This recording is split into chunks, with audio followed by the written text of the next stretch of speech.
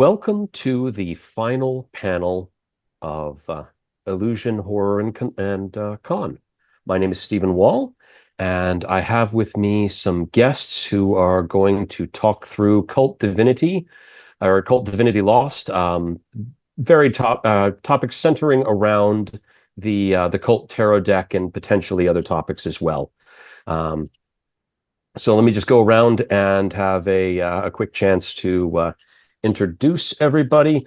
We'll begin with Perry Clark, psychologist, podcaster, AP performer. Perry, tell us where you can be found and what you're working on right now.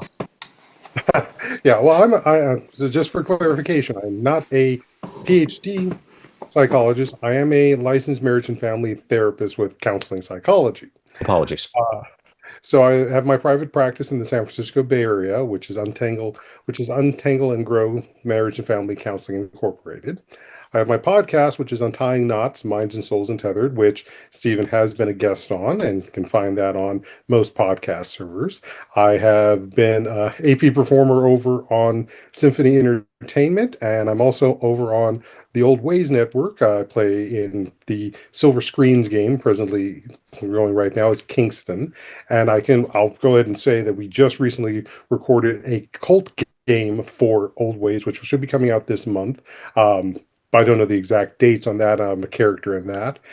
Otherwise, I am also working on a scenario for the Miskatonic Repository and the Black Goat, Year of the Black Goat anthology, which will be coming out this next year. So it'll be in that and trying to enjoy and show the knowledge that I have developed all these years.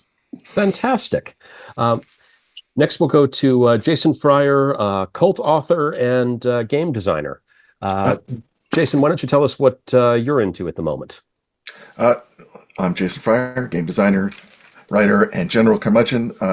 Currently, I am working as a lead writer on Hearts of Ravensdale for Son of Oak in their Legend of the Mist. Just also finished up a rewrite of an old ancient scenario that I did for Kult when it was second edition back in the 1990s. So hopefully that will be coming out soon. Also the writer for Beyond Darkness and Madness and other things that I don't really need to go into. Well, there we are. Yeah. But yes, I've been basically writing for the last 20, 30, 40 years. I've lost track, so. That's all right. A lot of credits to your name then. A lot of places people can find you. Jacqueline Bryk, editor for Cult Divinity Lost. Do you want to tell us what you're working on right now, or are you under NDA? I would love to. I am not under an NDA. I am Jacqueline Bryk, also known as Jax Romana. I am the English language editor for Cult Divinity Lost, or as it was posted on our little banner, Cult Divinity Lost. Gosh, if we had had an editor, I don't know if that would have, happened, but that's okay. I also wrote the scenarios Lasena and the Rocket's Red Glare, as well as the Bound Caged Abandoned chapter in Beyond Darkness and Madness, which, Petter, if you want to put that on the screen again, I feel like that's a running thing. One of my favorite books. I just finished editing the Borderlands book, which I was very excited to work on. We also have a ton of new scenarios coming out shortly, which I'm thrilled. You can also find me working on Changeling the Lost 2nd edition, Vampire the Requiem 2nd edition, Vampire the Masquerade 5th edition, Exalted 3rd edition. I also have a game coming out in February called Bear Witness, which is a solo game based on the 2008 movie Martyrs. No wonder you're angry. You're busy. I am. Oh, I'm also an award-winning LARP designer, so there we go. Too. And quick on our feet. Look out.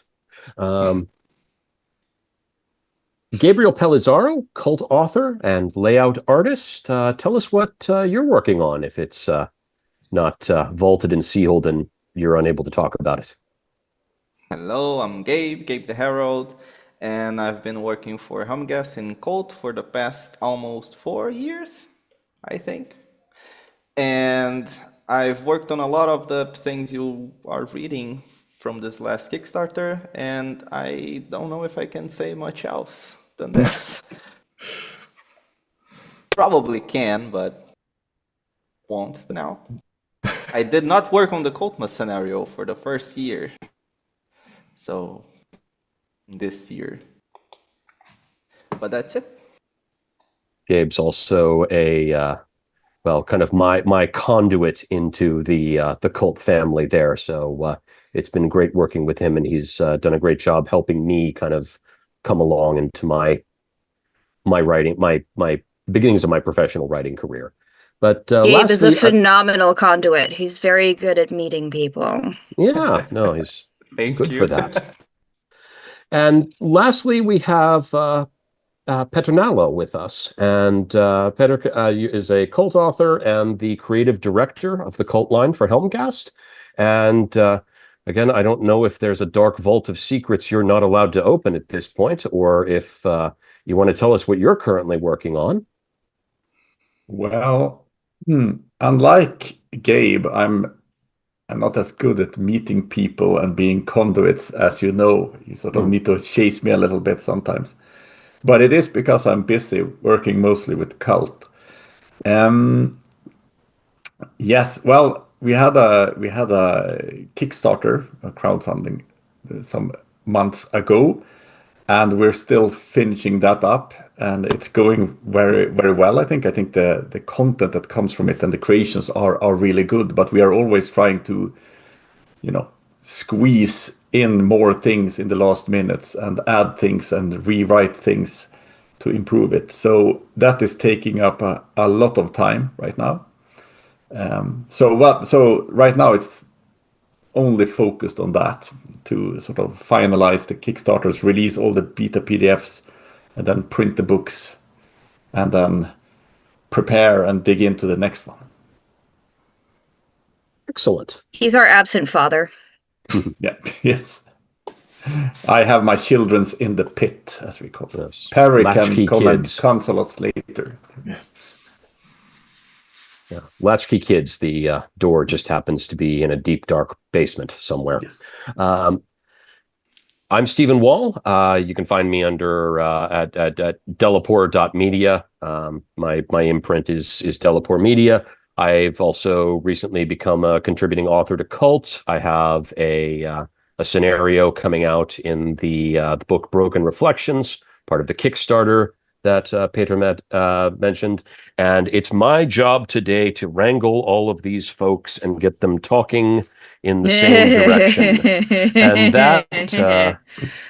And that topic happens to be, at least we're going to start with, the Cult Tarot deck.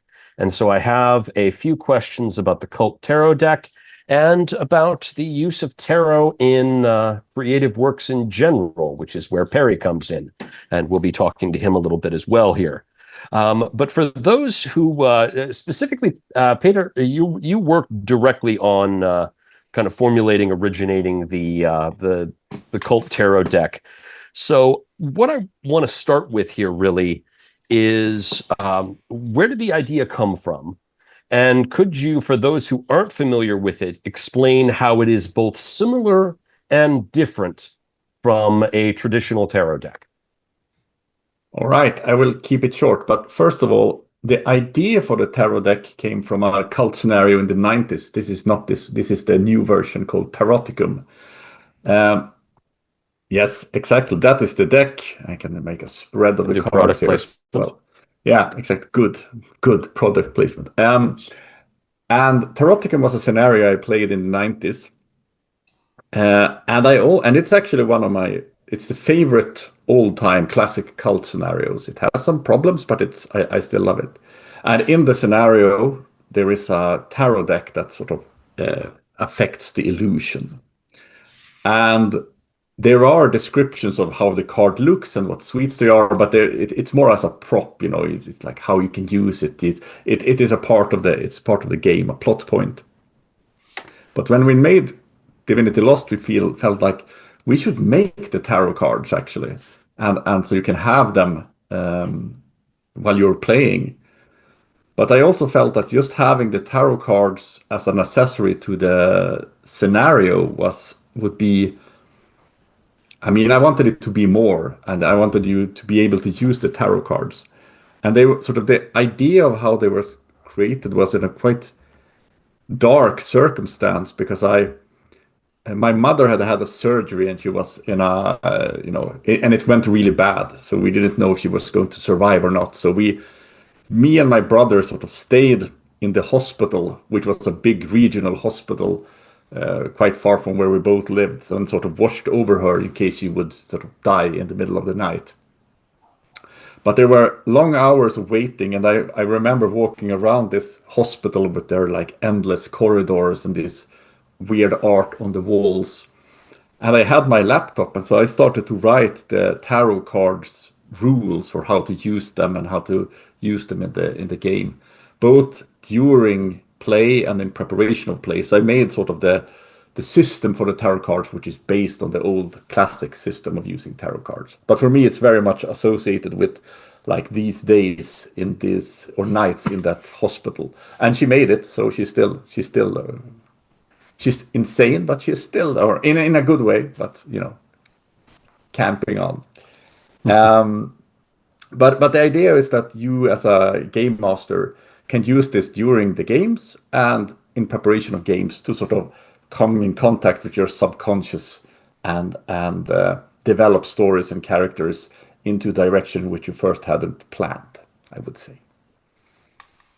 All right, excellent. And I mean, in terms of the one thing that I've definitely noticed about this tarot deck, I mean, it doesn't quite mirror the contemporary kind of traditional tarot, in that you do have 5 suits present.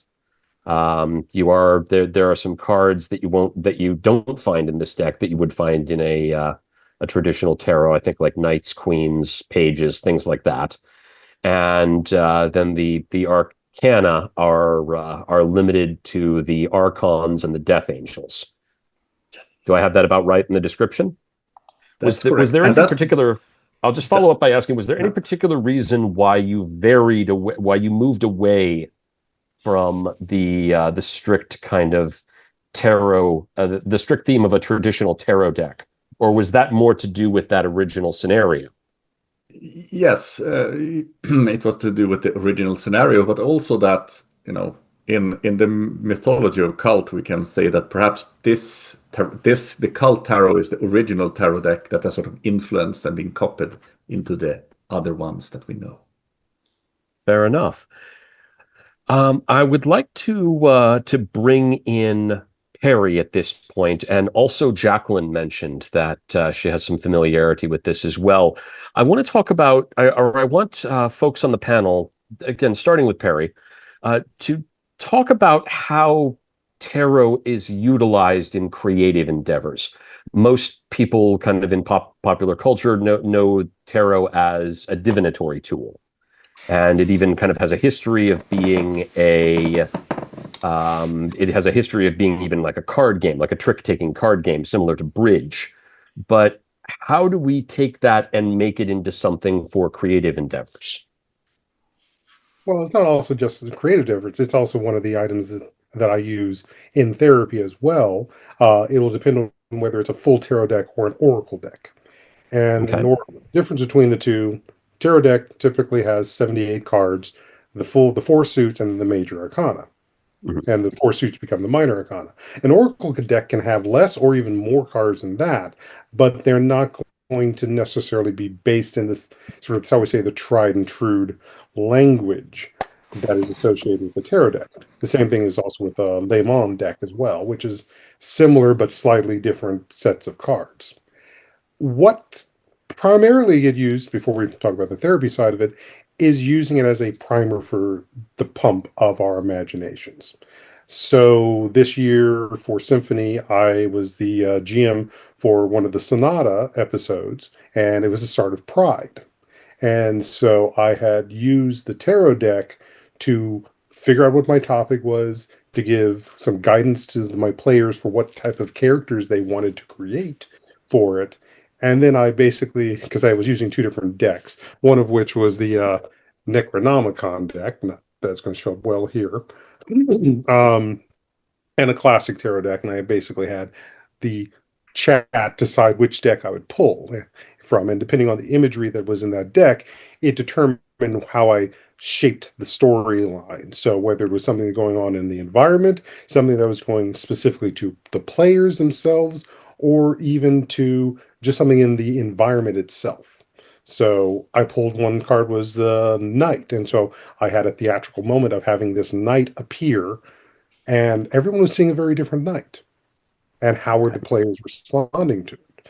So it's setting up and priming that way of what is this sort of twist, this thing that you can bring in, whether it is something supportive, destructive, something that's going to generate that uncomfortableness that we look for in a horror game. The same goes over in when I'm looking at in therapy is how are we priming the pump for people to make decisions and just reflect on themselves, but do in a way that bypasses the critic. And that inner critic that gets in the way of blocking us from saying something, thinking about something, for whatever those reasons are. The tarot, the oracle deck, becomes a way to bypass that and get it expressed, or at least start that processing going so that it can be reached.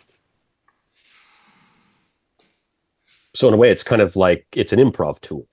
It allows you to step into that kind of place of improvisation. And when you talk about kind of our inner critic, it's that part of you that's kind of afraid to speak out in those kind of in those random moments and speak out with a random idea. Mm-hmm. And additionally, the cards most most cards are image based, and so much of we have to learn logic, we have to learn words. Our emotions and our imagery systems are actually turned on when we are born. So it's a language that gets through faster, and it can contacts with so many things that we see in every single day going through our sensory nervous system. All right, excellent. And did anybody else want to add thoughts or opinions, experiences with utilizing tarot as a creative tool, as something to help you with either in a game or prior to a game? I love tarot as both a divinatory tool and a tool for using. A lot of solo games use tarot pulls or tarot spreads as ways of determining outcomes, and I'm a huge fan of that for a lot of reasons that Perry said. The image-based nature of the language of tarot does bypass a certain amount of blocks in our brain, and looking at, for example, a picture of my signifier, the Empress, I can sort of look at that and be in a place with that rather than being like, well, I'm someone who doesn't really plan on having kids, so what does fertility mean to me? And am I really allowed to resonate with this card in this moment? And just kind of being able to see her and go, oh, she's not the Queen of Heaven, but she is still the refuge of sinners. That I get. And it allows us to sort of exist even temporarily in a space where we can inhabit one of those archetypes on the cards. And I think that is an incredibly useful both as a divinatory tool and as an improv or gaming tool. Fantastic. Jason, you had something that you wanted to add?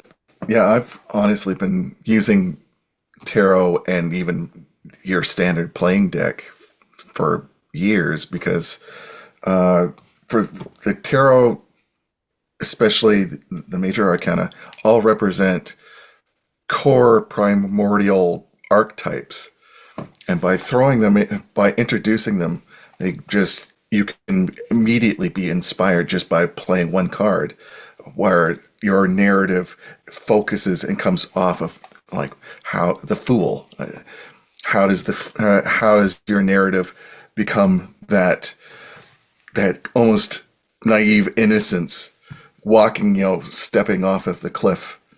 How are the players? Is it one of the players? Is it one of the NPCs? Just basically a single draw can actually create a whole narrative thread, mechanically, I also use a full deck because, you know, 1 to 10, you can just a player could just basically pull, you know, 2 cards, add them up together. That's their result, and then you can also draw inspiration from the cards that are there. So if there's a failure and they've drawn 2, you know, like the eyes or you know, the hourglass, you can actually take what's on those cards and weave that into your mechanical result. Okay. I use the Kult for basically all of my projects and almost all of my games. I have run games entirely based on the card pulls. There was one specific game, a campaign that we've ran about with my group, about a character that went back to his childhood home, and we were delving into family memory and repressed memories and rediscovering who his parents were and all that. And for each of the rooms in the house, we pulled a spread to see what he found in there. And spreads for the content of photo albums and spreads for how his childhood friends turned out to be in adulthood. And I love it.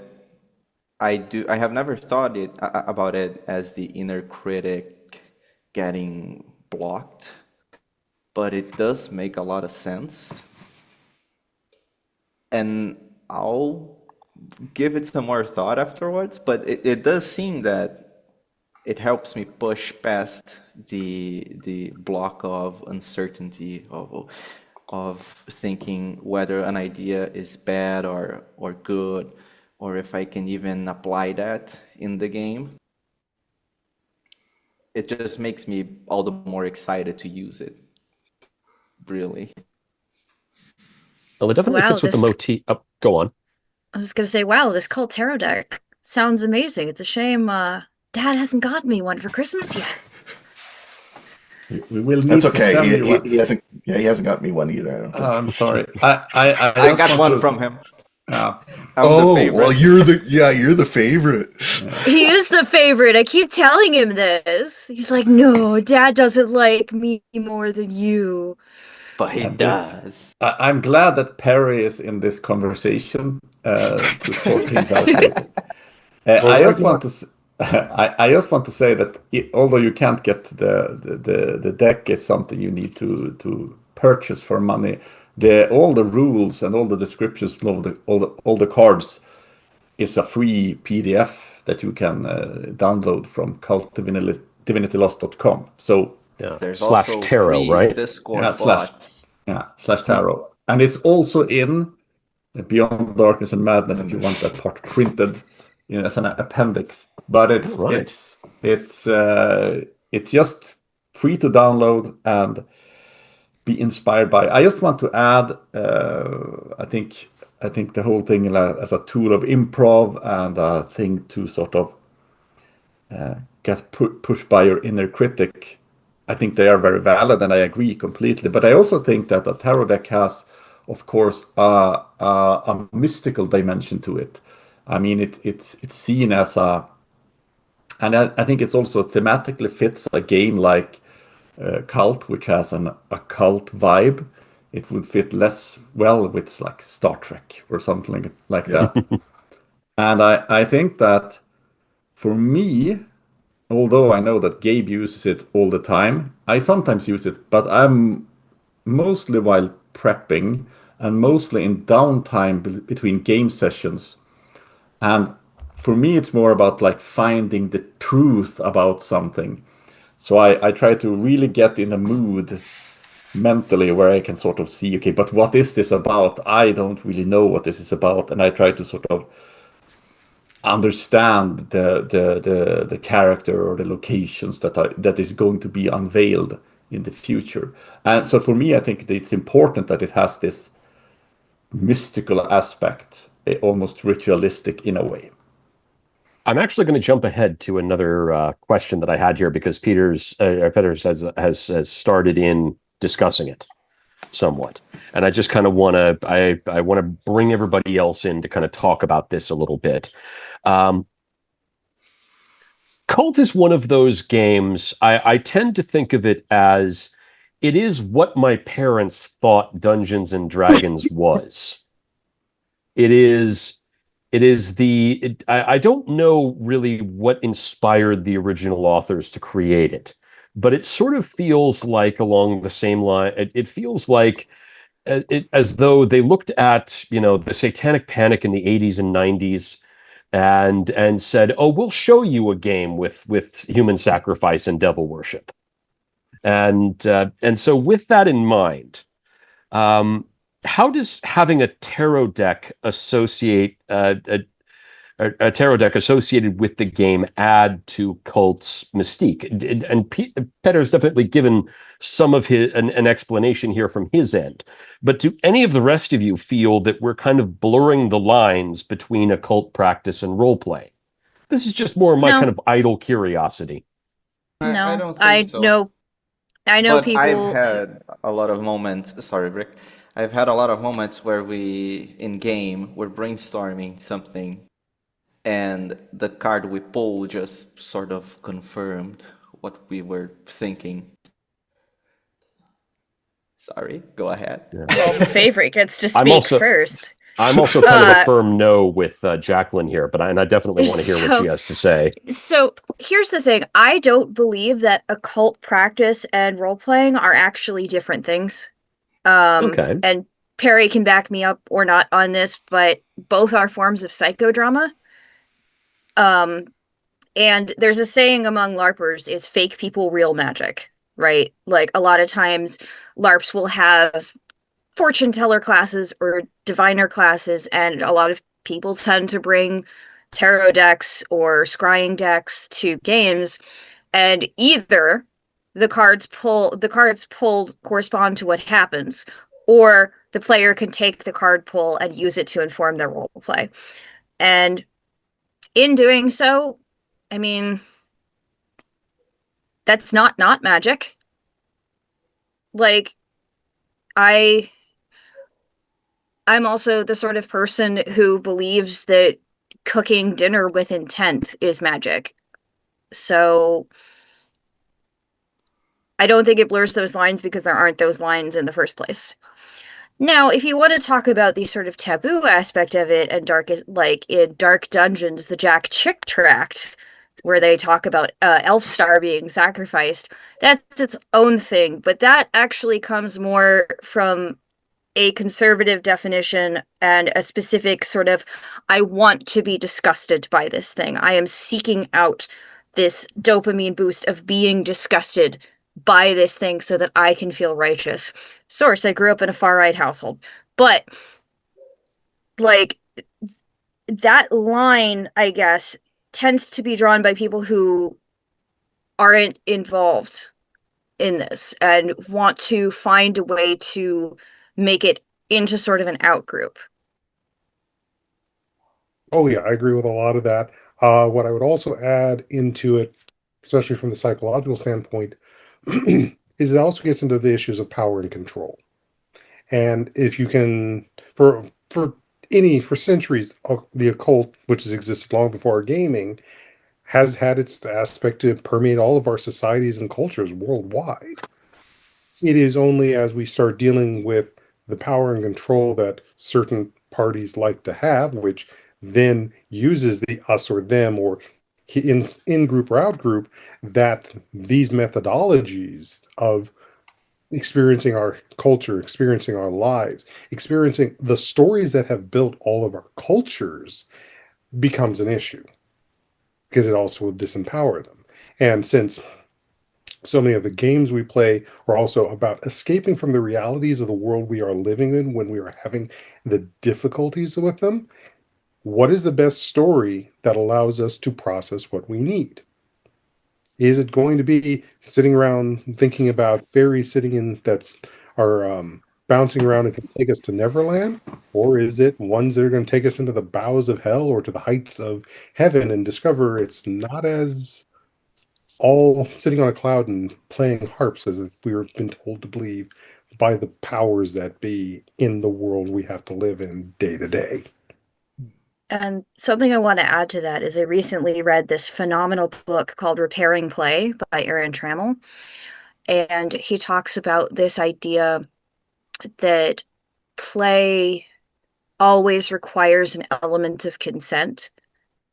And while the play we are engaging in with Kult and with a lot of role-playing games does involve that idea of consent and volunteering, this book also argues that torture is a form of play.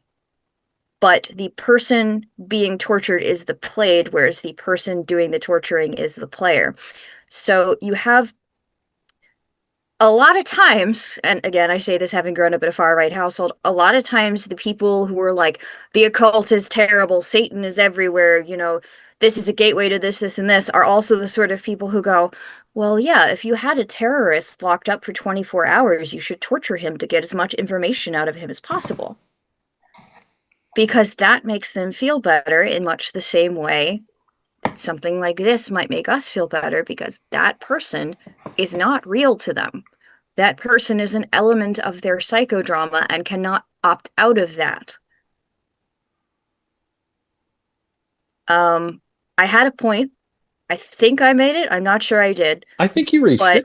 I definitely think that you've definitely brought forward a couple of interesting ideas. I mean, they may be outside the realm of this panel, but I definitely, I'm surprised to see I'm kind of a cynic compared to a lot of folks here. Sorry. I'll finish and then you can go ahead. But something that I'm very interested in is sort of this way where we delineate different things, like, well, kink isn't gaming, isn't the practice of magic, isn't therapy, isn't, and yes, in a lot of ways they're overlapping Venn diagrams, but the way we sort of compartmentalize information and techniques, and in the recent years we started uncompartmentalizing them, which is honestly awesome, because I really think I'm a huge fan of a multidisciplinary approach, and I really think that people should be sharing strategies and tactics across disciplines. But people who are interested in having power over others benefit most when knowledge is compartmentalized and we think of things as different and not related. Excellent. And Peter, you had a thought you wanted to add. Yeah, I will add two things. I think the first thing I was just wanted to add was just to defend the original authors of Kult, Mikael and Gunilla, who wrote it in the late 80s and early 90s. It was released in 91 in Sweden. Mm-hmm. Satanic Panic hadn't really come to Sweden back then. It was still a fear of, heavy metal and things like that, of course. Okay. And according to them, at least, they didn't mean to create this sort of shock. That Kult created a shock in Swedish society, and there was like an uproar. But they had just, and I'll add to that in a minute. They had read a lot of Clive Barker and watched a lot of sort of more modern horror movies, and the idea was that they got ordered to make a game that was more like for a teenage audience, more modern, urban. And I didn't think they would expect sort of the backlash that came from it. So they dived into extreme forms of horror. And of course, they also practiced sort of some kind of magic. So their magic system was kind of ritualistic, and you could sort of see some parts of it. And then I just want to add just a small snippet. And I think that I agree with Bryk in many things here, because I don't think that things are as separated as we think, because I think that in many ways a role-playing session is a ritual. We don't frame it as a ritual. Sometimes we do. We light candles. We have this sort of specific music. We try to build atmosphere, and that perhaps feels more ritualistic then, but I think it is a ritual. We often have the same practice, how to behave during the ritual and things like that. So I think that it's sort of magic and ritualistic just entwined in everyday life, but many things are rituals in our lives. Mhm. No, I think that's really interesting, and it's actually, I mean, for my part, it's really interesting to dive into some of the history and context of Cult, and I think Jason was going to indulge me a little bit more with a bit there. So if Yeah, we could go to Jason, and then I think Bryk had something to add as well. I came into Cult on second edition, and that was an interesting time during the 90s when a lot of the games wanted to be highly transgressive. They were supposed to actually shock. I mean, we had Hole, we had, even Vampire the Masquerade. All of these different writings were trying to be more punk and basically shock people. But the whole thing was, again, it was all theater. We were writing actual rituals for the magic books, but I remember those magic books. they were about as real as the Necronomicon. Well, that's the thing is, I was a member of the audience back then. This is why it's kind of interesting to me. I was one of those kids that absolutely reveled in the shock value available. You were selling to me with what you were doing, because where, it, on the one hand, I think there's the idea that there's power holding over, what's transgressive and what's not. But I think for myself and friends at the time through the 90s, there was a power in being transgressive. I think that's what we really enjoyed. We really enjoyed we didn't revel in the fact that we were disgusted. We reveled in the fact that we could disgust people. In many ways, I think that the games of the 90s followed the same kind of transgressive progression as the splatterpunks, because the splatterpunks in the 70s and 80s were responding to kind of the ghosts and the goblins of the 50s and 60s and 70s. In that time, ghosts just didn't mean shit. I mean, we were facing nuclear annihilation, AIDS, poverty. It was,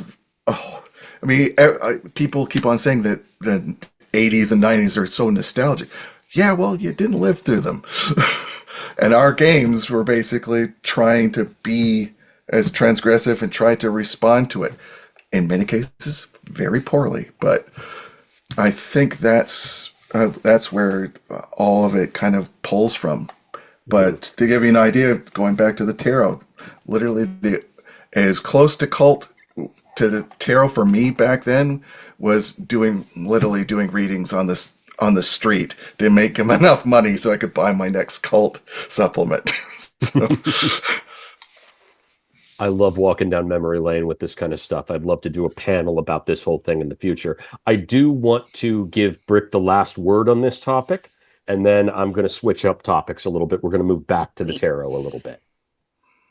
Number one, I'm so glad you worked on those magic books, because I was introduced to Cult by a guy who did demolitions for the army and was telling me about how he used to try to do the rituals in the gold and silver books. There is a whole story about a jet pilot who pissed him off, and I can neither confirm or deny that he requisitioned enough fuel to make a giant pentagram and lit it on fire that would then be blown out by the jet's back burner. So anyway, there is a concept in sociology called the magic circle. And it does take a lot from Western occult practice, but the idea is that when we enter into a ritual game space, essentially we are all agreeing to the behaviors and the ambiance inside the magic circle, and we can step outside the magic circle, for example, to use the restroom, or to advocate. Well, advocating for ourselves is no longer considered outside the magic circle in a lot of ways, which is awesome. But we can step outside the magic circle in order to, get food or go to the bathroom or take a phone call. But when we're at the table and we're actively engaging in the game, we are part of the magic circle. And I think that is a very cool concept that I use in a lot of my own writing. And it's just kind of a fun thing I like bringing up when we discuss, like, what sort of makes a session a session. you're definitely speaking my language there as an academic now, because I mean that kind of feels like Victor Turner and Irving Goffman a little bit, and their kind of particular process, ritual process, and all of that. If we are good, I'd like to get back to the tarot a little bit, and I'd actually like to revisit something that Gabe mentioned earlier. And I'd like to get everybody's input on this at this point. So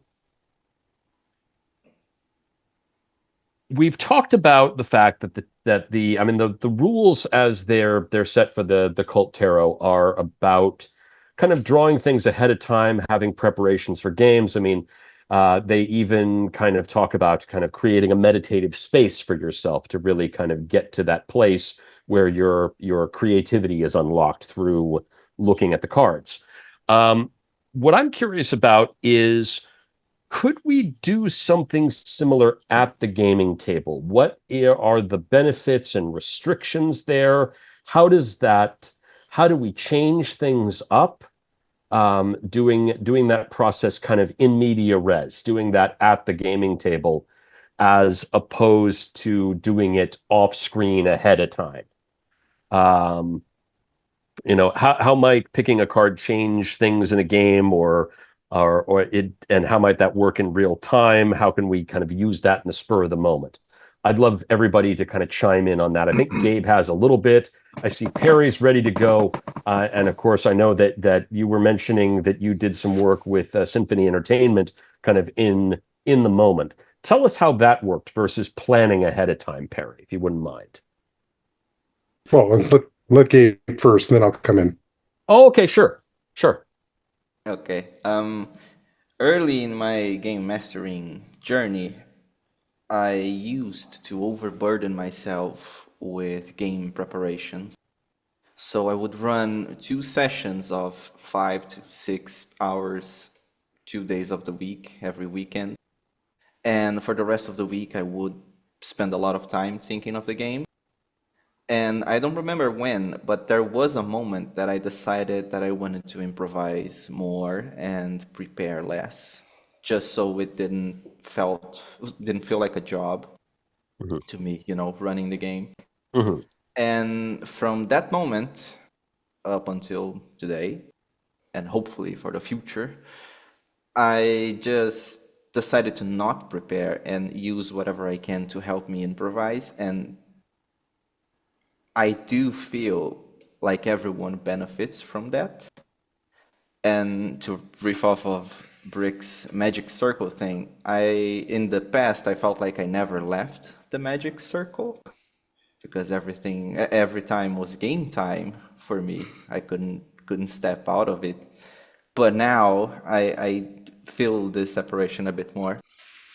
And well, to talk a little about what changes in the game, I feel like there's a lot of freedom for me as a game master to do what I can, what I want to do in the game. And the tarot or any other improvisation aid helps me with that. I don't think it adds a lot of burden, and I don't know, I just like it. I use it a bit differently than written. A lot of people use the proposed structure, but I would just advise everyone to try to ask the tarot questions and let it answer. So instead of laying out what's this character's greatest strength, ask the player something and use the deck to complement the answer. And so it will feel more fluid and in the game, in the world, in the setting. I guess that's it. Got a bit rambly, but wasn't prepared to answer just now. That's all right. I think that you provided us kind of a good foundation there. I'm interested to hear also what Perry has to say, if there's anything to kind of build on that. Oh, yeah. Before I talk about what happened with Symphony, I want to talk about something that is related to this, that I think also comes up, and this is also psychological, is dealing with anxiety. And especially for game masters, especially new game masters, there's a difference as they are learning table management and running the table and the game itself, that skill of where are they needing to prep and they're feeling anxious because they need to have everything in line and they need to know what's happening next, versus the improvisation of dealing with something that is coming up or yes anding there. That takes time to develop that skill to do the yes anding well. And I think that, again, creates a lot of anxiety. People feel hesitant to do this until they have developed that improving yes anding skill. Now, whether that means they need to take improv classes or they need to practice in more of the standpoint of draw and see what happens, but that ability to develop the yes and improv is probably going to be the biggest thing that's going to be helpful for using the tarot and bring it into any type of scenario you want to do when gaming. Another way to look at this too is, what's the difference between a plotter and a pantser? You'll have to define those for us. So, plotter, then this is more something that's come up in writing, but a plotter will know exactly where every point of the story is going, versus a pantser who has no idea where anything's going, and they're just going to see where it takes them. Some have said this is the issue with the throwing of ice and fire and so forth. I myself am both a plotter and a pantser. I know what my main points need to be. Everything that connects them, though, I have no idea, and that's where I pant, and that's where something like the tarot is what I would use, and that's kind of what I did with the symphony game. I had already asked the cards to give me an idea of. I already decided that it was going to be a concert. Okay. I asked the tarot to give me an idea about how to structure this concert towards the horror. The final card that came up was in this case, the Nine of Torches. That's what told me how I was going to end this game. And that became one of my plot points. What was going on in between those plot points, that's where I was drawing the cards from the crowd to determine what I was going to throw out to make that link. So the links are still between point A and point B, but just you may not go a straight line to get there. Precisely. I might be going all over the place. And that also becomes from the practice I've now done with improving the number of games I have. And I'll be frank, also in therapy, I have no idea what my client is about to bring in to our session, and I have to figure out how to roll with that. Mm-hmm. That's interesting. I was just writing down here kind of as maybe a follow-up question. How do you keep the game on track if you're using random elements? But I appreciate you kind of bringing that in, and I think Jacqueline has something to add there. Oh man. Okay, so I have one really big feeling about games and being on. Actually, these are two separate big feelings, but we're going to start with one and go to the other. The first big feeling is I have never been able to write a novel. I can write a short story. I can write 100,000 words of character sheets. I can write an entire cult book. But yes, Dad, I'm looking at you, Dad. Let me write more cult, Dad. I'm good at stuff. Anyway, but the issue I see a lot of people is, well, I have to get my characters from A, B to C, and it has to be in this specific amount of time. If you want to do that, write a novel. You will be much better at writing novels than I am. I describe my writing style as setting up dominoes for other people to knock down. And a lot of people get very, very freaked out by this because they're like, oh my God, what if I don't know what happens next? What if the characters go somewhere completely different? Okay, fine. Follow them. Mm-hmm. They're going, if you don't know what to do and you're not one of those people who feels comfortable taking a 5-minute break to go, hey, let me process this, go, okay, well, you've decided to go away from the thing I had planned, and now you're doing this completely different thing. Tell me what the room you're in looks like. Tell me what the air smells like. Tell me what you're looking for. Let them give you the answers as to what they're looking for and build around that. And that brings me to my second point. A lot of people, there's this pervasive idea that the GM is somehow both the boss and the servant at the table. The GM is just another player. They have different responsibilities. They're the person who is playing for the world as opposed to playing for a specific person. And a lot of people forget that. And I'm actually wearing a shirt right now that says Matthew Mercer isn't real because I loathe Critical Role with all of my heart. And any critters in the chat can fight me. But this idea that you have to be this brilliant BFA actor with, Amazon money to run a game, to tell stories with your friends, to even practice telling stories with your friends is something I hate. It's another idea of hierarchy. It's this idea that you have to find the special person who can run the game. And that's absurd. And these sort of build into each other, right? Because once you realize that you don't have to be the special person to run the game, you can start asking your players' input. You can start asking for your players' opinion on things. You don't have to constantly be like, I have to hide everything from my players. Or as Gabe said, this is a second job because I can't step out of the magic circle.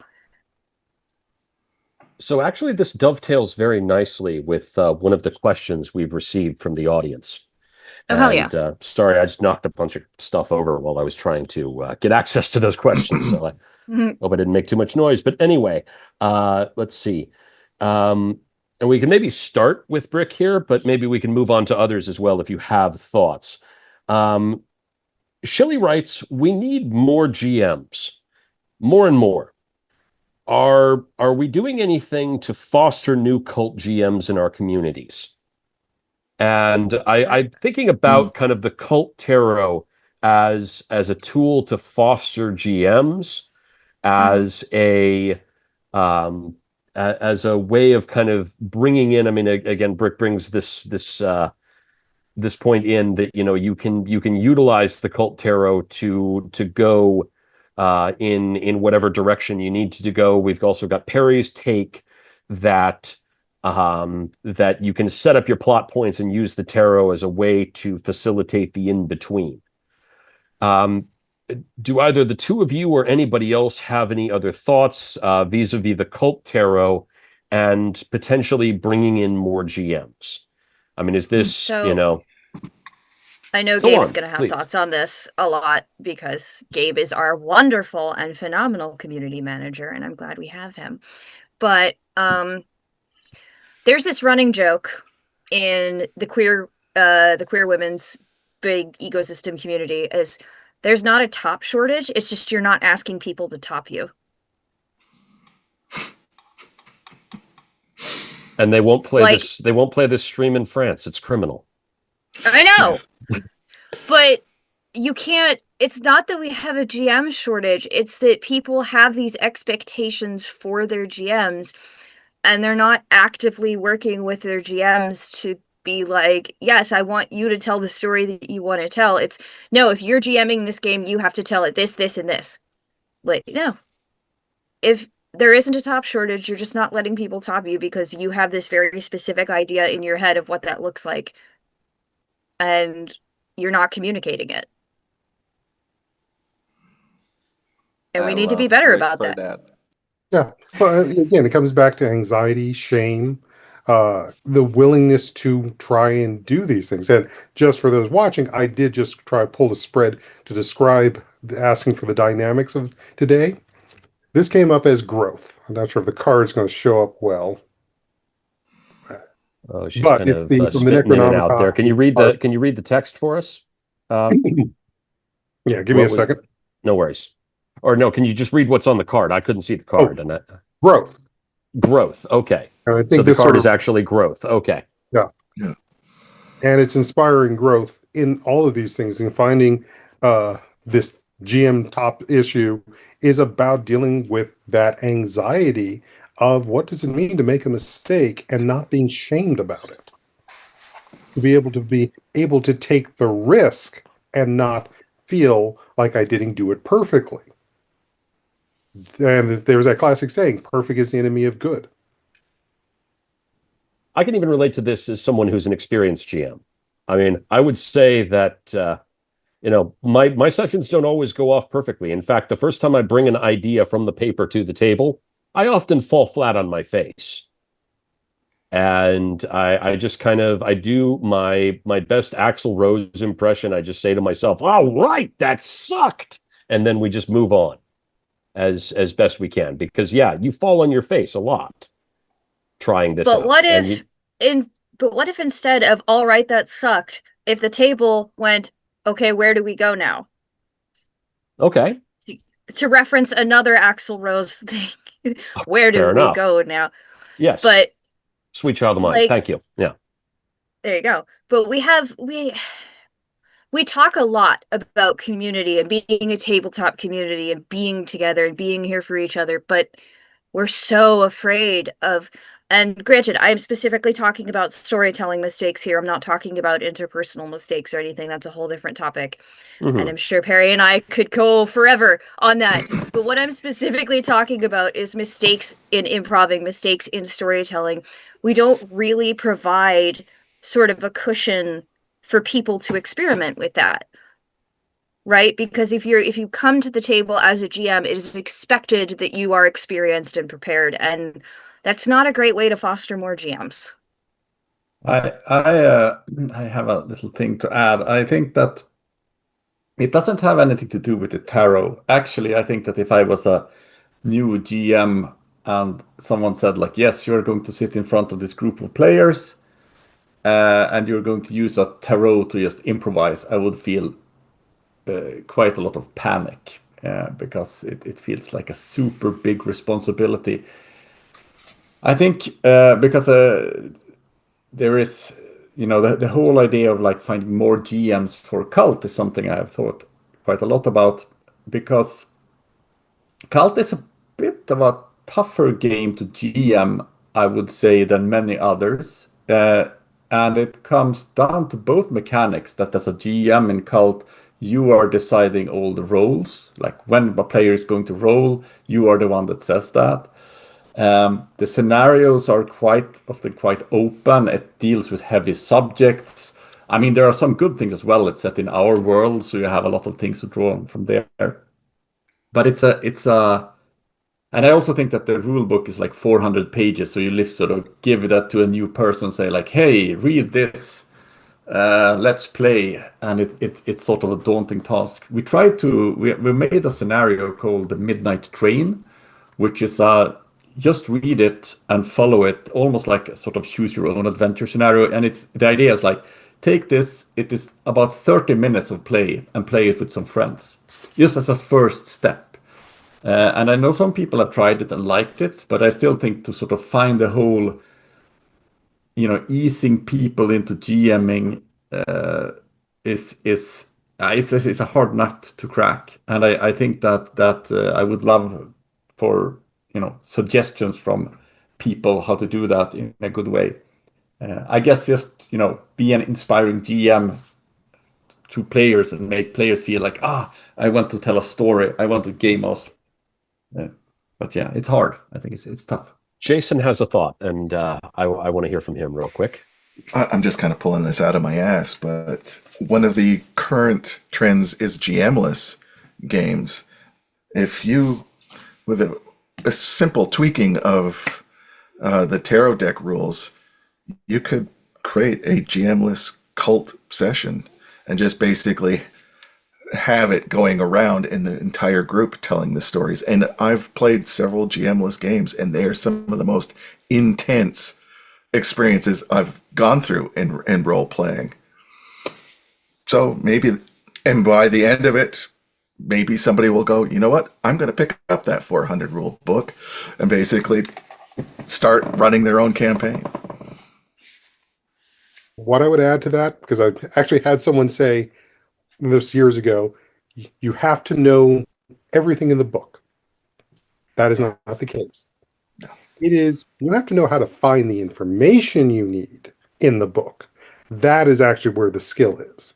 Now, and to be frank, if you're dealing with somebody who is neurodiverse and they happen to be a rules lawyer, they happen to be someone who will take a book and eat it up completely and know where everything is, yeah, that's daunting to try and deal with somebody who's dealing with that and feel like you have to live up to that expectation. Again, that's sense of perfection.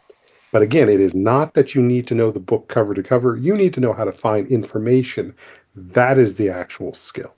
Indexes are your friend, and I will tell you that now to every publisher. Put a fucking index in those books. Indexes are your friend. Learn how to use them. No, I agree. I just wanted to add that just to sort of plug something, I guess.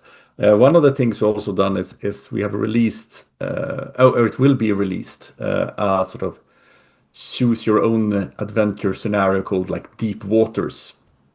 And the idea behind that is also that it uses the cult mechanics with the dice rolls and everything, and tries to explain like, okay, now you're going to roll this, hopefully as a way to also introduce the system as well as some part of the setting.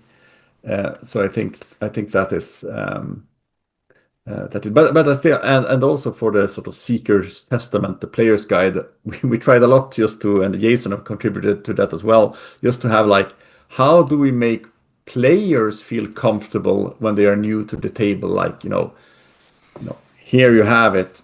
Don't be afraid, but also what are your responsibilities as a player? And I think Bryk said a really good thing, that the game master is just another player. You're doing this together, so trying to more saying like, this is a collective story you are telling. You are a player, but you should lean into the horror, but yeah, I think for the game master, it's tricky. It's a I'd like to bring forever in one. war, Oh, I go think. on. I'm glad I didn't answer first because everyone already got it. But I do want to emphasize that getting people to run your game as any publisher is the battle everyone's playing. So and I think the hard part of it is that a lot of people feel a lot of anxiety about running games, which is what Perry brought up. And what can we do about it? We've introduced the deep waters. We've introduced another way to be a GM with horror starters. We have the GM game aids with labyrinths and secret chambers that adds a lot of flow to improvisation, with lists of names and things you can find in different places and different maps, and ideas for GM moves. But other than that, it's kind of not on us.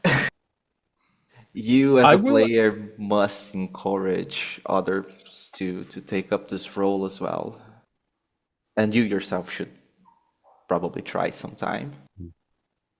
I do want to add one final thought, if it's okay with folks, just because I am a folklorist by training, and something that is encouraging to me, I mean, at least as far as like GMing, and especially GMing your own ideas. I've interviewed a lot of people on a lot of different topics. I've never met a human being who isn't capable of telling some sort of story, and especially a story about some sort of pain or trauma that resonates with them personally. I mean, that's one thing about Kult, is that, I mean, yes, it does deal with dark subjects, but it deals with those these are subjects that we all experience to one degree or another.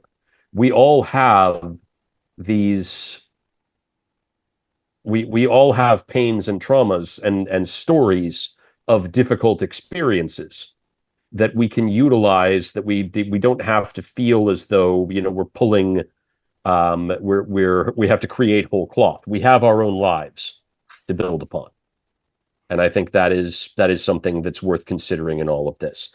I do want to get to another audience question, if you folks don't mind. Real quick, Yep. Steven. Go ahead, Gabe, Bryk. there was a small animal running around in your background. Show us the small animal. I can't right now. I occasionally see a cat tree, but this is actually we'll let Gabe and Bryk deal with the animal here, but looks like a cat. Go ahead, sorry. Well, no, it's okay, because this question is actually specifically for Perry. We have somebody who wanted to talk to you about your thoughts on the Kult deck, and so this question comes from James Williams, SX8RN. So does Perry feel that the Kult deck is playing with Jungian archetypes in a way that reinforces the creativity of horror TTRPGs? Talk about your feelings on Jung, Perry, if you don't mind. Well, that is its own large can of worms, because if we don't just talk about Jung, we also need to talk about Joseph Campbell and just the entire premise of archetypes. But that doesn't just depend on the card deck. That also goes into our storytelling. Um, there are archetypes in all of our storytelling, but there are also different archetypes depending on the culture you're talking about. Japanese anime has a very different set of archetypes to be played with, and game that will be coming out on Symphony next year. I am in a game playing the Pale Leaves, Pale Sutra of the Pale Leaves, and so I'm not trying to play a Japanese character. I'm trying to play a black man that's dealing with Japanese It's the culture, anim- and it's the archetypes there. And we have a very funny episode dealing with anime and such in there and dreams. But again, that was playing with what I do understand from my watching of anime and manga about what archetypes show up there versus the Western one. And that applies even to what we're talking about with Jung, because Jung is European. Jung represents as much about the archetypes that have influenced Euro culture, Euro Western culture, but how is he doing with the archetypes of West Africa, of Central America? Mhm. So the archetypes in these decks is still representative of where this came from and the experiences. Like Petter had said, what did he experience being in that regional hospital to help create this imagery? Would this still be the same imagery in another part of the world? So we can go and talk about Jung, we can go and talk about Joseph Campbell, but it's still the influence of whatever culture is there and predominant that's going to influence the imagery on the deck, whether you use a classic image tarot deck, whether you use an oracle deck, whether you use the cult deck. I mean, hey, if we were playing Dungeons and Dragons, we'd be talking about the Taroka deck for the Ravenloft game. Mhm. So, and I think there's another one called Evermore or Everlast that has its own tarot deck. So it's the archetypes that fit the story. Good mention. I think I have a copy of the PDF. I just don't have the game. But that There's sense of also the what, deck of many things, which in itself is a 52 card deck. right. So it's just again, what is setting up the archetype that is being used for the stories being told? Actually, this is a good opportunity for me to crowbar in, well, what may end up being my last topic for this, because we are getting down toward the end of things. So I want everybody to take a turn and really think about this, work through it, because I'm interested in all your ideas on it. And so Perry mentioned the Taroka deck, which Kult is actually the second time I've seen kind of a game in my personal experience have its own kind of tarot deck to go with it. So you had kind of the AD&D Ravenloft game.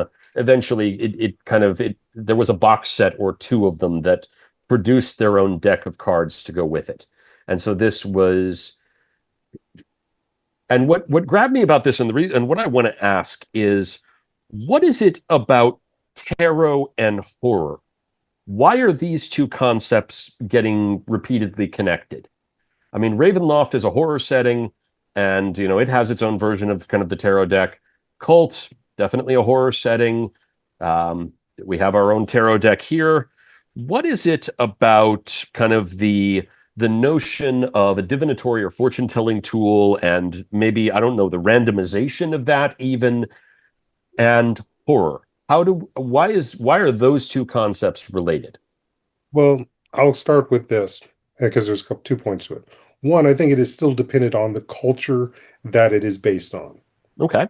Based in. If this was a much more Norse-based game, I would expect to see the runes being used. I think you said runes there, but okay, there you are. You're back. Sorry. Yeah, the Norse runes. Yeah, the Norse runes. I would expect to see that being used instead of the tarot.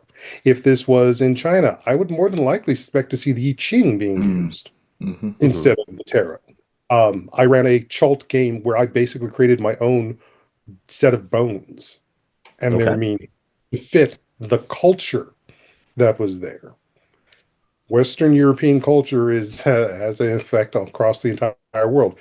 One of those things that's big part of it is tarot. So that's why I would say there's a component of why it is so easily accessible to being used worldwide. The Okay. second point, going back to I think one of my earlier ones, is the occult has existed long before our gaming. It is again something that is in all of our societies. It is everyone sooner or later has some story about divinational tools, whatever they may be, the pendulum, the witch's ladder, dowsing rods. So if it wasn't tarot, it would have been one of those things. What is the most accessible, depending on the culture that is being the dominant force in setting the story?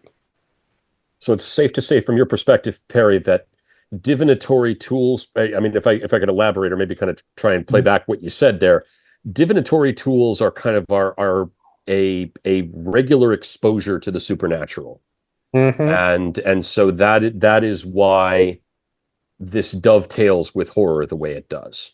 Okay. Because it's an other world, and that's part of that sense of what we struggle with, especially the existential element that goes into cosmic horror, or one of the most often topics that in all of our games is grief. How are people dealing with grief and the concept of the afterlife? Again, depending on whatever culture is there. Okay. Other thoughts, folks, on the connection between tarot and horror, or tarot, the supernatural, and horror? I mean, we can Not build from upon me. what. No. Beautiful answer by Perry, though. Okay. No, for me, horror is about narratives and humanity, and the tarot and other divinatory tools are an excellent way of representing the different archetypes of how we're responding to those narrative threads. I mean, I've seen it in Kult. I've seen it in Through the Breach, which uses your standard, card deck, but the card deck is it has aspects of the tarot within it. Each number, each suit represents different, archetypical things as well. And with Through the Breach, you can just draw some cards, go to their list, and you've got a narrative thread that you can pull on. Peter, Bryk, any thoughts you want to add? Especially where you're the creator somewhat of this deck, Peter. I'm curious how you see a connection between this deck and horror. Well, I mean, I think that Perry sort of laid it out very well there. I think that, of course, since it's a divination tool and it's been used in a lot of stories and horror movies where you meet mystic characters, or like in Ravenloft, you have the Vistani that are using the Tarocca deck to use divinations. It is a tool that is in connecting with the supernatural world. So I just think it's as Perry said, that since it's been used so much in Western culture, it becomes sort of like a horror trope almost. But I can say that for the Cult deck, I think as they did in the Ravenloft deck, when they have like the Mist and the Ruler, and they sort of build the world of Ravenloft, or the domains of dread. The same thing goes with the Cult deck. I really try to sort of encompass all of the settings in Cult within that deck in the same way like the sort of the Tree of Life, the Sephiroth and Clifford has a big part of the aspect, that it doesn't cover everything because they are constructs of the demiurge. And just to touch on a little bit on Jung, I think that there are themes of Jung, of course, in the archetypes you pick to play in the game as well, and I think it streams to everything. And there are some unpublished material for like playing enlightened characters that is heavily Jung inspired, and he was of course an occultist as well. So I think it's worth remembering that he had a completely different part of his personality with his red book that is like an insane amount of occult work that he created. So you can dig up from there. But yeah, it's a horror trope that works very well, and in divination and in horror games. Okay. Bryk, did you have anything you wanted to add? I just don't want to skip you. Thank you. It is a horror trope. I want to point that out. At this point, it is just the mystic card reader flips the card and it has this imagery on it that gives us this moment of suspense. But to go back to something Perry said, there's a lot of neurodivergent people in gaming. I know, shocker, this is such a huge revelation. And I say this as a neurodivergent person myself, but it is accessible both to us because it is a deck of cards that you can purchase at the store that carries a mystic weight, and also it doesn't contain the same amount of rules lawyering that, for example, did that pendulum swing 75 degrees that way or 80 degrees that way? Did the dowsing rod turn 3 times or 2.5? It is a set 78 pack, usually with tarot, for a standard deck.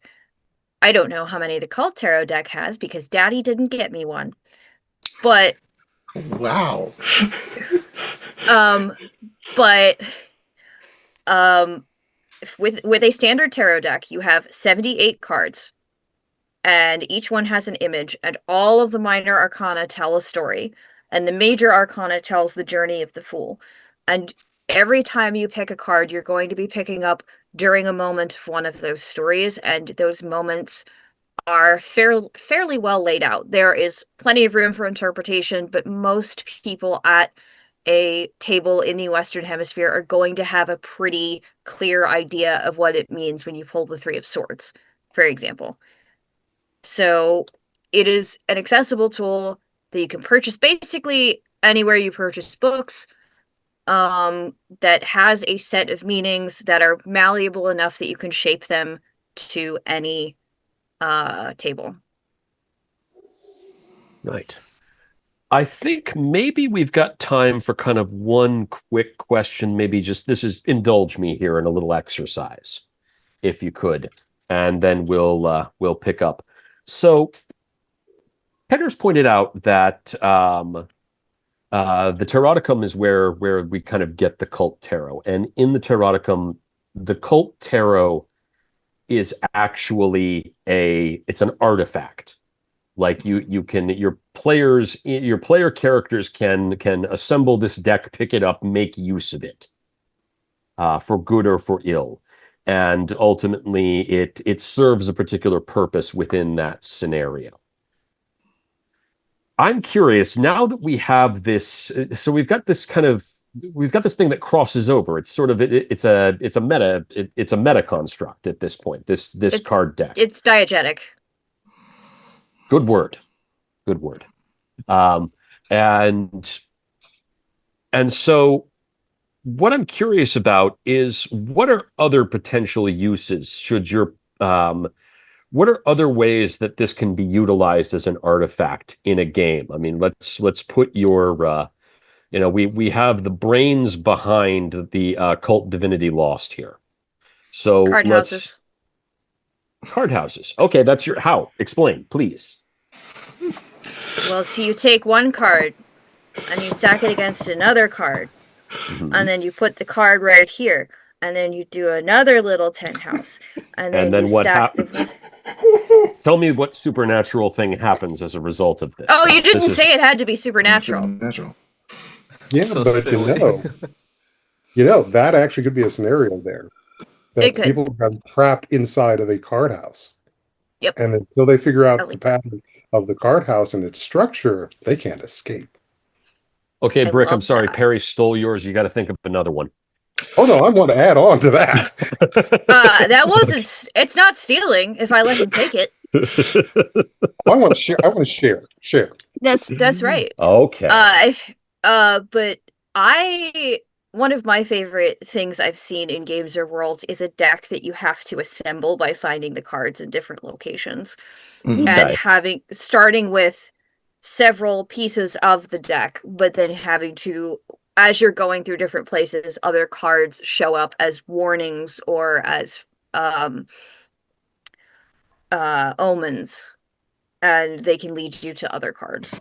Nice. So that would be my actual answer. Okay. If you can't tell, I'm very aligned with Malkuth.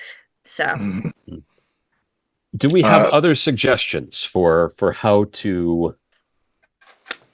I didn't want to run the Terrorata campaign for my group, but I still stole it back. This is way back. So the entire campaign was them. I assumed that the Terroraticum had manifested, that each avatar was now somewhere in the city doing its own thing.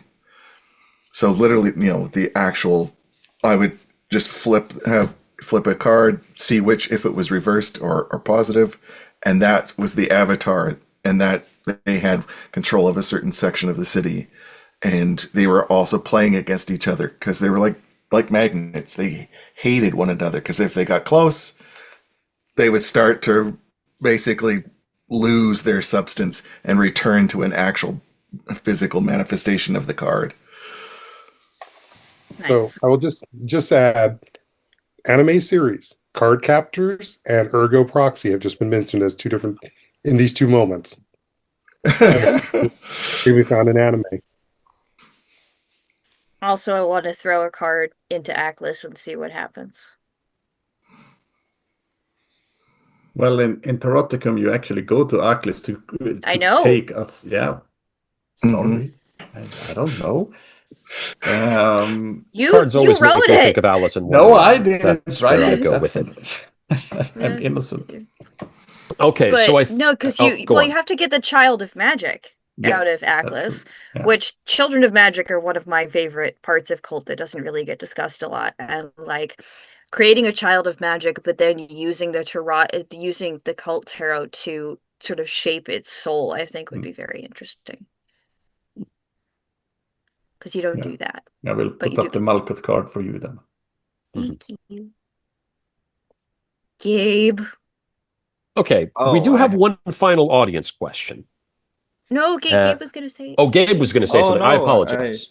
I have no idea other than improvising stuff. But I have used cards as bonuses you keep, modifiers you keep to the roll. Oh, So the cool. player draws a card and, I don't know, it's 3 of whatever, and they have +3 to add to a roll at another time. And they have to infuse the meaning of the card into why it helps them at the moment. Okay. But that was a one-off. I'm not fully sure it works, in all games. But it worked in mine. We're brainstorming here. There's no bad ideas. And I think mine actually playing off yours, Gabe, if I can offer my own idea, there's no reason you couldn't have the meta experience of having the villain in your game being a GM who is working with the tarot deck to write their own particular role-playing story. Oh yeah, I've had NPCs reading the character's future, and I was doing the tarot reading at the same time, drawing the cards and pretending it was in game. So that works as well. We'll also throw out the World by Kellen Gilliam, Die, as another example of just this too. Okay. Yeah, you can even use them physically. Just if you're face to face, that is. Because I would just leave one of the like a tarot card on the table, and my players would just obsess over it. Ominous, thank you. I hate that. That's awesome. Why is that out? And what has changed in the meta narrative that card might represent? I They did call that. that I an actually OCD did some. trigger, Jason. Yeah. I do something similar during the last campaign I've been running playtesting with players. I've been leaving out a set of the minor arcana that form if you're familiar with it, the dead man's hand. 2 aces, 2 8s, and a 9. Oof. Which was supposedly the hand that Wild Bill Hickok was shot while playing.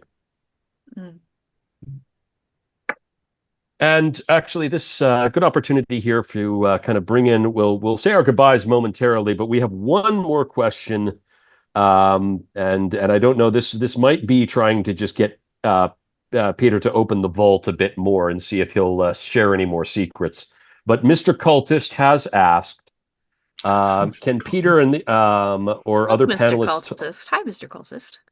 talk about any plans for future cult books beyond this Kickstarter? Scheduled things, wish lists, things they want to develop. Well, I mean, we have a lot of material that is waiting to be sort of worked with after this Kickstarter, and of various sorts. And there is at least 2 people here in this room. One is called Jacqueline and one is called Stephen, that is sort of holding one of each book. I suspect that Mr. Fryer might contribute to something dark and dreadful. But the thing is that when we finalize a Kickstarter and we have delivered everything, it's more about finding like what is the state of the various projects. And when we are sort of putting together a Kickstarter, we will try to do it not as rarely as we have done, but a bit more frequently, to sort of find a nice spread where we have like source books, scenarios, things that, and we want to have something weird like, deep waters and, expanding in it a little bit. But there will be both about playing as children in Cult, exploring that part when you are not as trapped in the illusion as others, and when you're growing older, you are sort of getting lost in the sleep in a way, a bit Narnia-esque, but trying to make it not like Stranger Things, but like more modern and real. We will also have a sort of voyage into a different setting with the sort of what Steven is working on, going to setting better? Yeah, well, we can say it will be a Wild West setting. I guess we can say that much, Steven. You can look at I assemble various kind of set pieces sometimes for my players. You can find them on my playtesters. You can find them on my Blue Sky right now if you want to take a look. Oh, I can't wait to get my little hooks into that. But there's a lot of interesting things that touches also more about magic and the occult. So, but we will see right now. And there is also this weird book called right now Beyond the Red Gate, that will probably be one of these books that we can't, have in retail because it's about the dream world of Yoko Sakai, and it's like perversion and dream magic and weird stuff. But Gotta love I it. will not promise anything beyond what I've said. I can tell you something that Petter has promised me, which is we will never be doing a source book specifically devoted to Inferno, because other people have tried and it's not fun.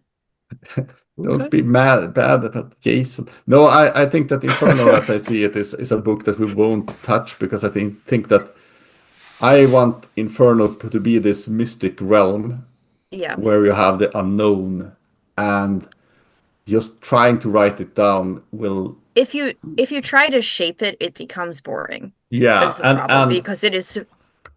Yeah. No, I mean, I think that Metropolis is also super hard. We're working a lot with that continuously, and it's a good book, but it's really hard to sort of, the idea of Metropolis, the Eternal City, is so magnificent, and as soon as you sort of try to write it down, it's hard to sort of keep that alive. Oh yeah, we're doing our best. Like I have to. Oh God, sorry, guy. I was just saying, trying to put mechanics to Purgatory. Yeah. That was its own hell. So. Yeah, and like Metropolis is really cool because I think a lot of us have these very different ideas about Metropolis, and it is big enough to contain all of those ideas, which is something I really love about it. I know I have to rewrite at least one of my Metropolis writings, but I'm really excited to get my claws into that book, because that book is going to be phenomenal. That book is just going to be an art piece, and you should all make sure you have a copy of that book. You are such a good salesperson, Bryk. That's good. Yes. I'm still having anxiety over it. It's like, yes, it's good, but it's still not like, it doesn't, my mind is not expanding. It's not like, yet. but soon, I mean, perhaps. This I Christmas, wrote perhaps. Cult perhaps. Miss? Yes. Are we doing Cult Miss? Yes, We are yes, doing. we are doing I Cult Mess haven't. as well. Sorry. Yes, and Petter is going to give me my $100 bonus when he inevitably gives me the cult scenario 3 days before Christmas. Yeah, we should be able to do it sooner. Okay, let's move on. Well, Or please, actually, as of we're tarot moving on, cards we have too. come to the end Yeah. of our little journey together. You're free of It's me. it's about time to say goodbye. So I thought it would be fun. I'll pull a card from the tarot deck for each of you, and you can all take a moment and give your sign off and everything. Well, So, are you gonna pull the card and then we sign off? yes, Because that would be cool. Okay, excellent. yes. And then we have some special guests who will be coming in after. So everybody stick around as this is the final panel for the con. So let us begin with back at the beginning here.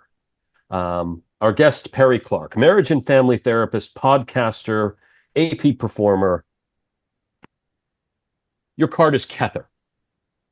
Tell us where we can find you online and any current projects you would want to have us take a look at. So you can find me online at my practice, which is Untangle and Grow Counseling. You can also find my podcast, which is Untying Knots, Minds and Souls Untethered. You can find me on pretty much any, just look through the YouTube listings for Symphony Entertainment. I'm on a number of games as my schedule permits. You can also, as I said, catch me on the Old Ways Network.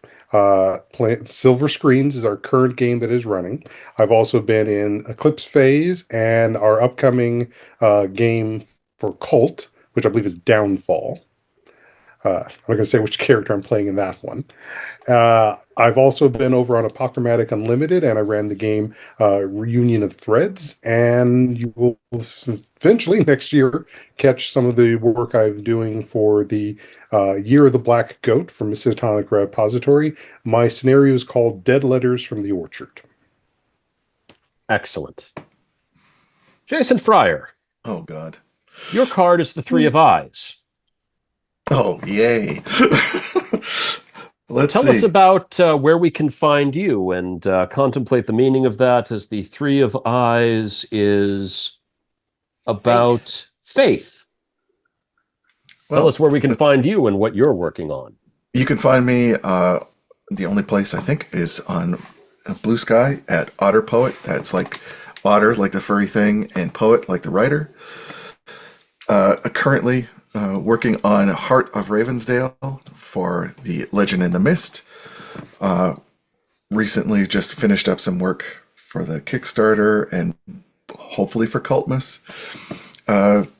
Next year, and although I kind of briefly said it last night on that panel, next year I'm going to be focusing on my own game company. So that will be my major focus next year. So that's pretty much it.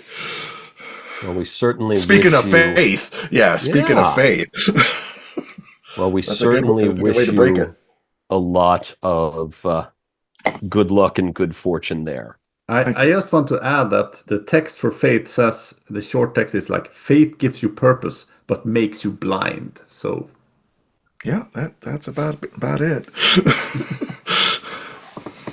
Jacqueline Bryk, your card is the Five of Roses.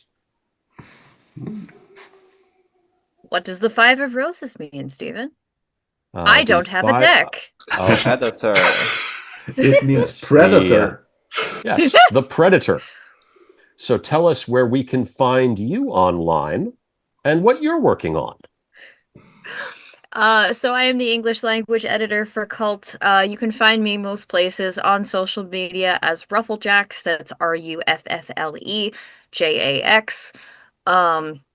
I'm mostly on Blue Sky, where you can find me posting about a lot of weird shit. I am also writing with, oh my goodness, Ulysses Spele, Onyx Path Publishing, Genesis of Legends.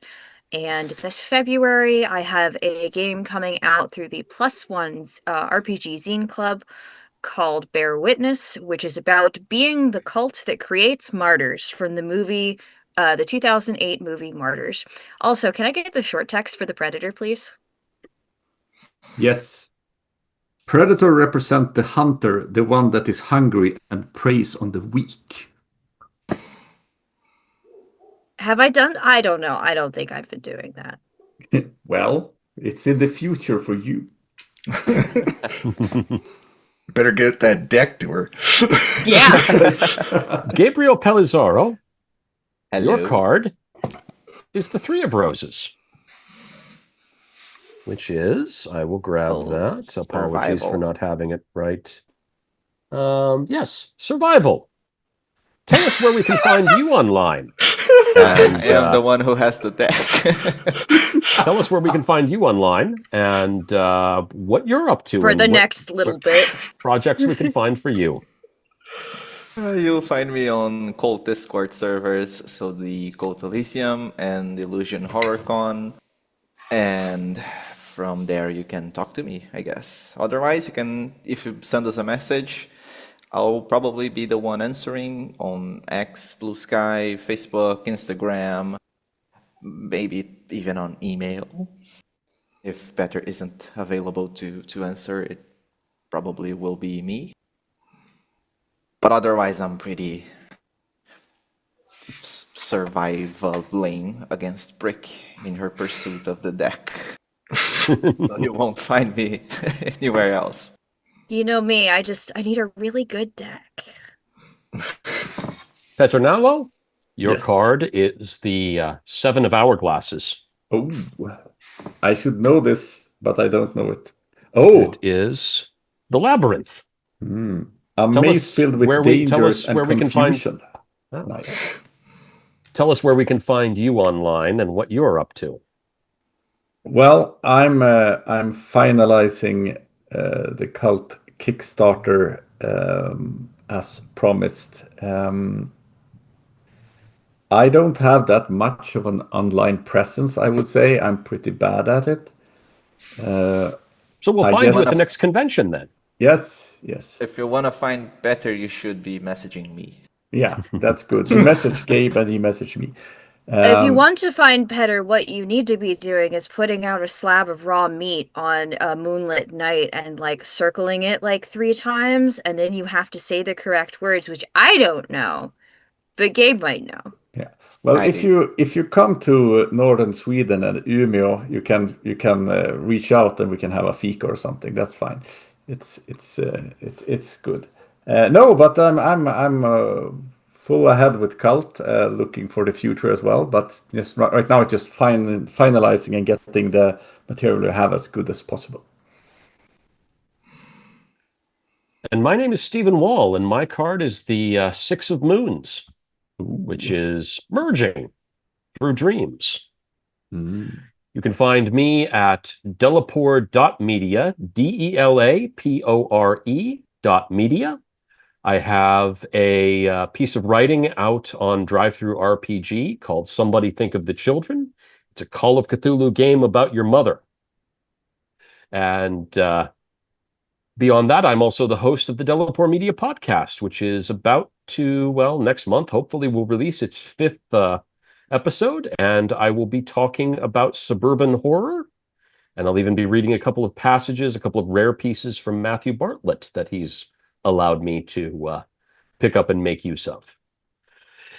And so with that, we bring our panel to a close, but we're not quite done yet, so I ask you to hold your applause as we honor and appreciate the real champions, in RPGs there are no winners, but the real winners of this convention would have to be our convention mods and our support team. So David, Ryan, Crystal, if you all want to come in here and put yourselves on screen, wave goodbye, say what you want to say, introduce yourselves, take a moment and tell us about you, tell us where we can find you online and any projects you might be working on, future conventions or otherwise. Of course. I'm going to start us off. Guys, we did it. That has been the Illusion Horror and Con. Here, here. Bravo. Thank you. Cheers. Cheers. I don't have any more of my drink left, but um, thank you so much to everybody, to all of our GMs who have submitted their games, to all of our wonderful players who have played those games. Thank you so much to panelists and panelists for all of our panels. Thank you to our mod team. They are really lifesavers. We love them so much. They are so great. And thank you to everybody who has been watching our panels and watching all of our other APs and other nonsense we do on the Illusion HorrorCon. This was our 4th year, Untethered Realities, and it is Bravo. being drawn to a close. Do you mind if I get a tarot card from you? Crystal, your tarot card is the Three of Eyes. Oh, wait. Yes. Nope, that was already pulled. Let me dig deep here a little bit. Your Okay. tarot card is the Seven of Eyes. I just added 4 more there. How horrible. All right. That is love some madness. eyes. Oh, I feel that after the con. Absolutely. Crystal, where can we find you online if you want to be found? And are you Oh, working on yes. anything you want to share? Oh, that's a good question. So you can find me on the Illusion Horror Con Discord server. I am the little scientist. I'm one of the convention organizers. You can find the stuff that we do on our website, theillusionhorrorcon.events. We don't just do the con, we do other stuff throughout the year. Various collaborations with Helmgast and some of our other sponsors. You can find some of the stuff that I've done on YouTube, the Illusion Horror Con YouTube. Yeah, come on Discord and give me a shout. Fantastic. David, Ryan, who wants to be next? I'll go next. Yeah, I just like to thank everyone, panelists, creators, authors, writers, just every one of you. You bring a knowledge to an online community that is global, and to me that is very great. And maybe 10, 15 years ago, you couldn't do something like that. So I'm just glad we were able to kind of give fuel to this community or provide a structure where people can come in, play games, talk about horror, and just enjoy the wonderful products that people like you create. And while doing that, we also thank you for your sponsorships that fuel the charity drives that we do. And I think in the 4 years that we've been doing this, I think we've raised close to $3,000 worth of funds for different charities via mental health, child fund, the Trevor Project in the States. And yeah, without wonderful sponsorships from companies like you, we would not be able to raise funds and for those efforts. Do you want a card, and- Ryan? What's that? Do you want a card, Ryan? Sure. Astaroth, the Nice. devil himself. Nice. Yes. And tell us about you and where we can find you and any projects that you might be working on.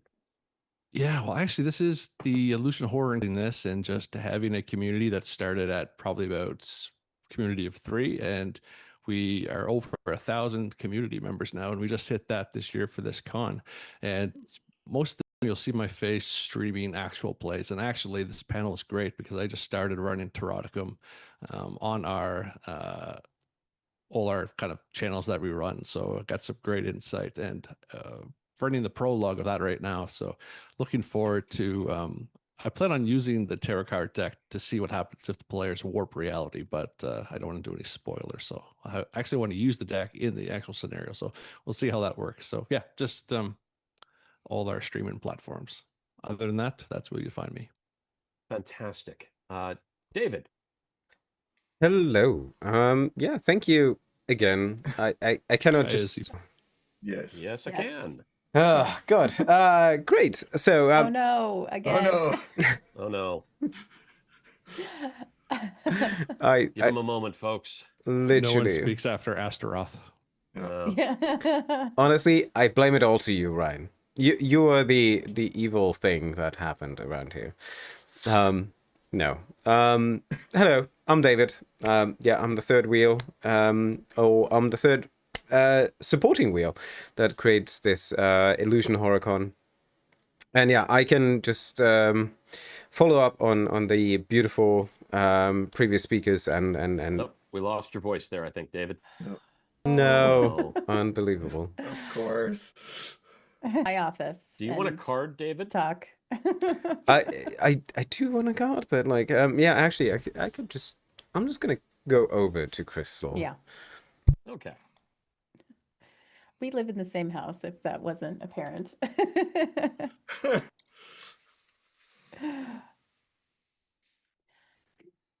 You're taking up all the bandwidth, Crystal. I'm going to vamp here for a minute and say that so I just want to David's say card is... thank you all for being with us over this weekend. It's been a fantastic kind of journey over the last 4 years, and we've just been very excited to see the growth of the community, the people, the sponsorships, and the support from the community within to see our community grow with moderators that are willing to kind of help us build this idea. And just alone this year, we had over 70 games submitted from 46 GMs. We had over 110 players registering for games over the weekend. We had 10 panels, which are about 20 hours of content that we created. We had 3 actual plays, which are about 16 hours worth of content, some of which is thankfully done by Tom Moore, who ran Curseborn and Mothership. And we had 5 workshops being done as well during the convention. So like, I'm just gonna say that it was a fantastic weekend of just having you all with us and providing this community gathering that I'm just very proud to be part of. And thank you all for being so supportive in our endeavor of creating this wonderful event. And yeah, I think I'm done, right? Based on David, based on your that. card is Gamaliel. Your card. What is my card? Your card is Gamaliel. Oh. So I tell don't us know where what that we can. means. So That explains some things. That's shocking. Who's got that one off the top of their head? Yeah, it's perversions and lust and all kind of decadence. Of course. It's so funny that the card has 2 people. Yeah. And he had to move to talk to us. There we go. I'm not gonna say it's fitting or that we plan any of this out, but well, there we are. Well, in that case, I'm gonna move back to the other original spot. Well, first tell us where we can find you, if we can find you. Yes, you can find me on our server on the Illusion HorrorCon. You can find me probably on any other Discord server that is out there for TTRPG games that I subscribe to. And yeah, anywhere on the internet, but most likely you can find me through delusionhorrorcon.events, and you'll find all the links responsible for my shenanigans over there. And yeah, that's where you can find us, me, and all the rest. Fantastic. Well, it's been a wonderful con. It has been a wonderful panel. And I'll just end by drawing a card for the audience, because I think everybody needs to participate. Audience, your card is the 2 of Eyes, imprisonment, because you're trapped in this illusion, and you'll never be free. With me, everybody. I'm also in here.